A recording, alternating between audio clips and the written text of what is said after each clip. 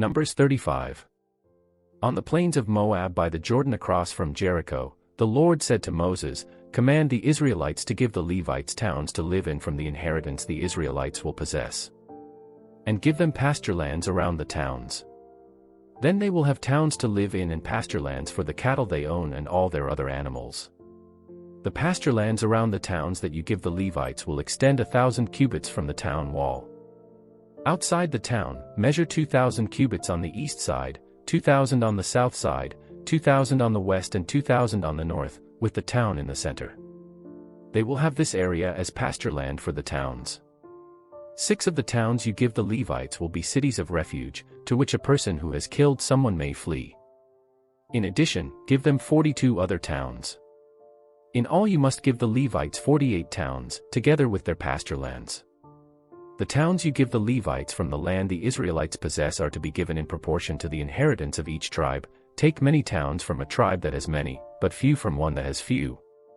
Then the Lord said to Moses, "Speak to the Israelites and say to them, when you cross the Jordan into Canaan, select some towns to be your cities of refuge, to which a person who has killed someone accidentally may flee. They will be places of refuge from the avenger, so that anyone accused of murder may not die before they stand trial before the assembly. These 6 towns you give will be your cities of refuge. Give 3 on this side of the Jordan and 3 in Canaan as cities of refuge. These 6 towns will be a place of refuge for Israelites and for foreigners residing among them, so that anyone who has killed another accidentally can flee there. If anyone strikes someone a fatal blow with an iron object, that person is a murderer, the murderer is to be put to death.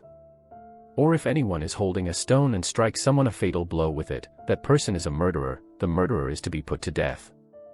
Or if anyone is holding a wooden object and strikes someone a fatal blow with it, that person is a murderer, the murderer is to be put to death. The avenger of blood shall put the murderer to death. When the avenger comes upon the murderer, the avenger shall put the murderer to death. If anyone with malice aforethought shoves another or throws something at them intentionally so that they die, or if out of enmity one person hits another with their fist so that the other dies, that person is to be put to death, that person is a murderer. The avenger of blood shall put the murderer to death when they meet.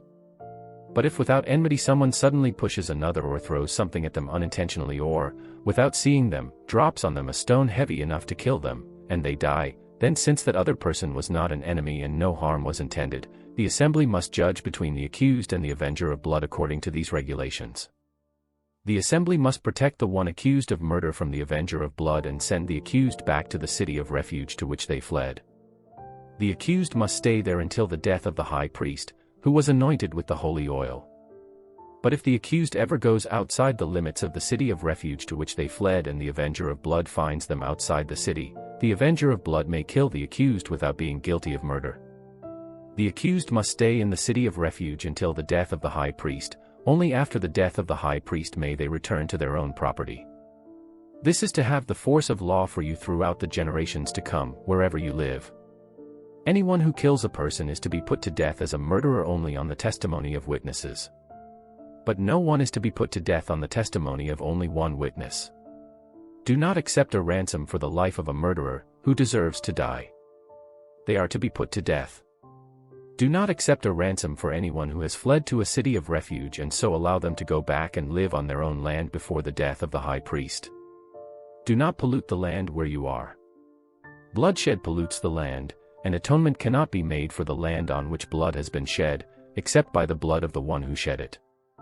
Do not defile the land where you live and where I dwell, for I, the Lord, dwell among the Israelites.